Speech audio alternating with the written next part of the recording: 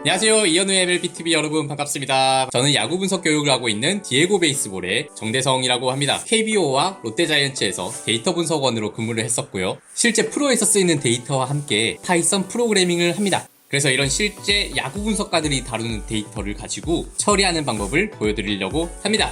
월드시리즈 2차전에서 맹활약을 했던 켈리 선수 코드를 입력하면 좌우 상대로 구종별로 어디다가 많이 던졌는지, 숫자별 구속 변화는 어땠는지, 무브먼트는 어땠는지 자기만의 것으로 커스터마이징 할 수가 있습니다. 디에고 베이스볼로 초대합니다.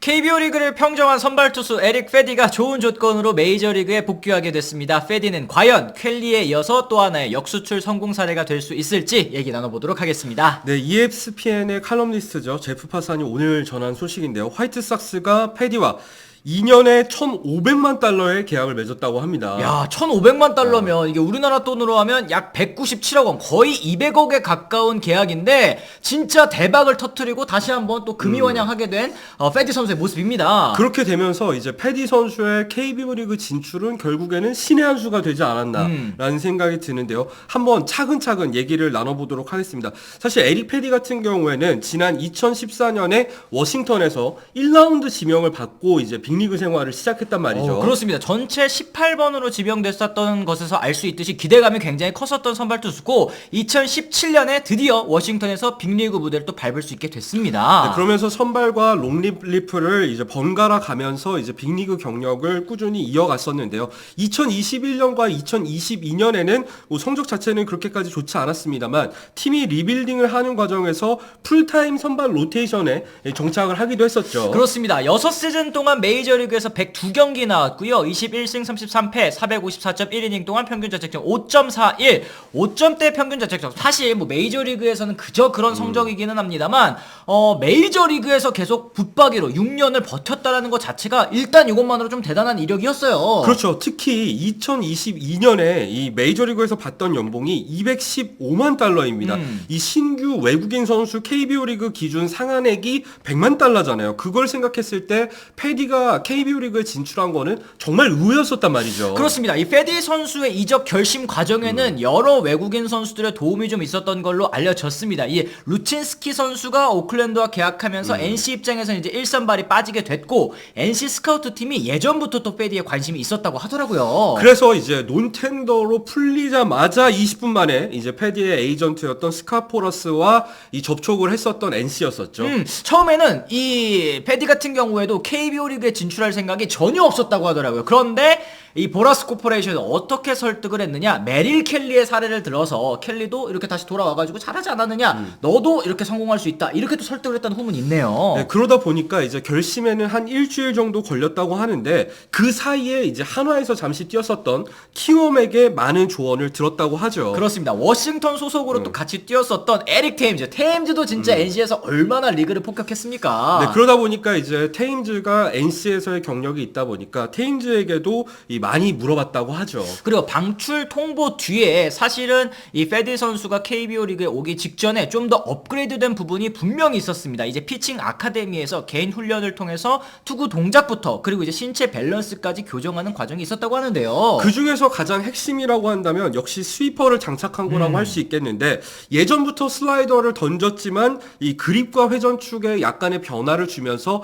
이 횡적인 움직임이 강한 스위퍼를 장착하게 됐고 이게 KBO 리그에서 정말 MVP까지 수상할 수 있는 정말 결정적인 계기가 됐다고 생각을 합니다. 그렇습니다. 스위퍼의 피안타율이 1할 8분 8리, POPS가 0.41에 불과했으니까 진짜 압도적인 구질이었던 게 맞고 이 패스트볼 같은 경우에도 사실 메이저리그 기준으로는 우완투수 평균 구속에 미치지 못하는 게 149km, 그러니까 93마일 아니겠습니까? 그렇죠. 그런데 KBO 리그에 왔을 때는 이 페디 선수보다 더 빠른 구속의 선발 투수는 안호준 선수 그리고 알칸타라 딱 두 선수밖에 없었으니까 KBO 리그에서는 압도적인 구속이었다는 뜻도 되는 거죠. 그렇죠. 그러니까 KBO 리그에서 확실히 통할 만한 두 가지 무기가 있었고 거기에도 더해서 선발 투수로서 오랫동안 활약하면서 커브나 체인지업 같은 경우에도 어느 정도 완성도가 있는 상황이었기 때문에 KBO 리그를 폭격할 수 있었던 페디 선수입니다. 맞습니다. 이 자신감을 바탕으로 공격적인 투구를 하다 보니까 180.1이닝 동안 본래 또 35개를 내주는데 그쳤고 이게 또 페디 선수의 이력에 여러 가지 또 좋은 영향을 미쳤던 것 같습니다. 메이저리그 메이저리그 구단들이 관심을 가질 수밖에 없는 그런 성적을 또 남겼어요. 그렇죠. 성적을 살펴보면은 30경기에 등판해서 180.1이닝 동안 20승 6패, 평균 자책점도 2.00을 기록했고요. 탈삼진도 무려 209탈삼진을 기록하면서 말 그대로 KBO 리그를 폭격하지 않았습니까? 그렇습니다. 외국인 투수 최초, 그리고 1986년 선동열 선수 이후로 무려 37년 만에 20승과 200탈삼진을 동시에 달성한 선수가 됐는데요. 이 KBO 시상식에서 트리플 크라운과 함께 이 투수 부문 수비상 그리고 MVP까지 5관왕에 달성을 또 하게 됐습니다. 네, 사실 이런 성적을 기록한 선수다 보니까 NC 역시도 재계약에 총력을 다했었는데 아무래도 이제 메이저리그 구단의 이 자금력을 넘기는 좀 힘들었던 것 같습니다. 그렇습니다. 사실 어제까지만 해도 MLB.com의 마크 페인샌드 기자가 얘기했었던 걸로 따지면 매치랑 화이트삭스가 끝까지 지금 경쟁 중이다. 계약 규모는 2년에 뭐 연봉 500만 달러 이상, 그러니까 2년에 한 1000만 달러 정도가 예상이 된다라고 얘기를 했는데 실제 계약 규모는 그거보다 훨씬 위였습니다. 1500만 달러에 또 계약을 했어요. 이거는 아무래도 이제 영입하는 과정에서 다른 구단들과 경쟁이 치열했다는 거를 알 수 있는 부분이라고 생각을 하고요. 그랬을 때 KBO 리그를 거쳐서 다시 한번 메이저리그에 진출한 선수들의 계약을 살펴보면은 정말 패디 선수가 압도적으로 많은 돈을 받은 걸 확인할 수 있습니다. 그렇습니다. 지금 뭐 저희가 옆에 띄워드리고 있겠습니다만 켈리, 뭐 플렉센, 린드브럼, 루친스키와 비교하더라도 이 페디 선수의 대우는 정말 역대급 대우라고 해도 좋을 것 같은데요.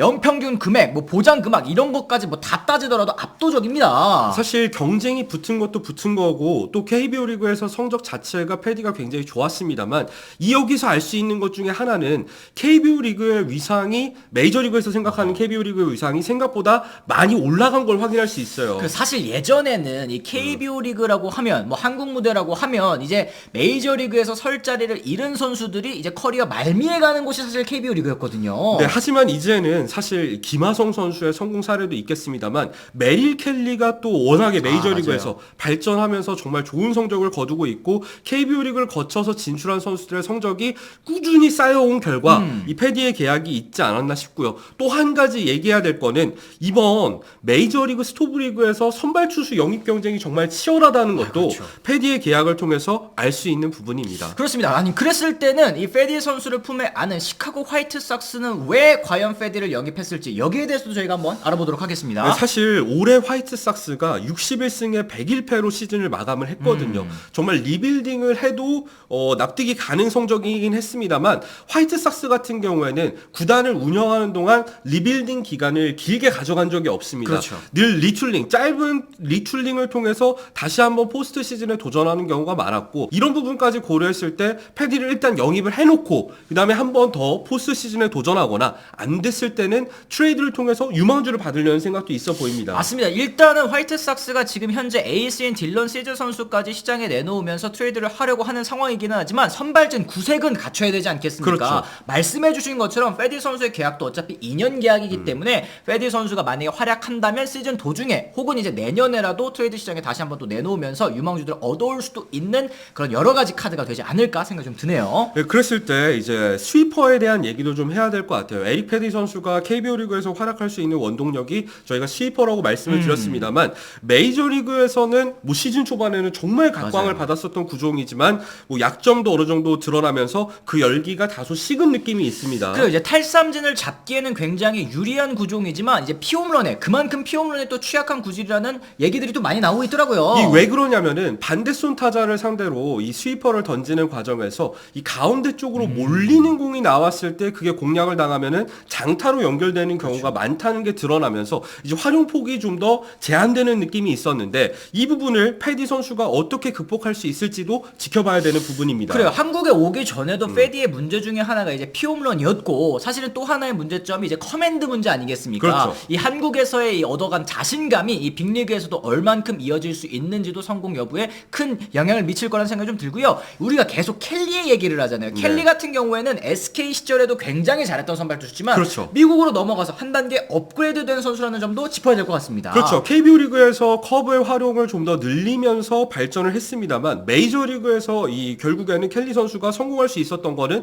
체인지업이라는 새로운 구종의 완성도를 높이면서 더 좋은 성적을 거두지 않았습니까? 패디 같은 경우에도 메이저 리그에서도 좋은 성적을 기록하기 위해선 이 켈리처럼 발전하는 모습이 뒤따라줘야 될 것 같다는 생각이 듭니다. 그렇습니다. 일단은 저희의 예상보다도 훨씬 큰 계약이 나왔다라는 사실은 뭐 부인하기 어려울 것 같습니다. 그만큼 페디 선수의 거는 기대, 화이트삭스도 대단하다라는 건 알 수 있을 텐데 페디의 또 성공 사례가 다음에 이제 진출하게 될 KBO 리그 선수들에게도 큰 좋은 영향을 미칠 수 있도록 많이들 응원해 주셨으면 좋겠어요. 그리고 또 이제 패디 선수가 이렇게 메이저리그에 진출하게 되면서 우리나라 행을 택할 외국인 선수가 더 늘어나지 않을까 하는 이 좋은 생각도 듭니다. 그렇습니다. 여러분들께서는 또 어떻게 생각하시는지 댓글을 통해서 남겨주시면 또 좋을 것 같습니다. 저희 영상 좋으셨다 생각하시는 분들은 저희 좋아요와 댓글도 많이 남겨주시면 좋겠고요. 알림 설정까지 부탁을 드리도록 하겠습니다. 저희는 그럼 또 다른 소식으로 다시 돌아가겠다는 말씀 전해드리면서 오늘은 이만 물러가 보도록 하겠습니다. 지금까지 시청해주신 분들 모두 감사합니다. 고맙습니다.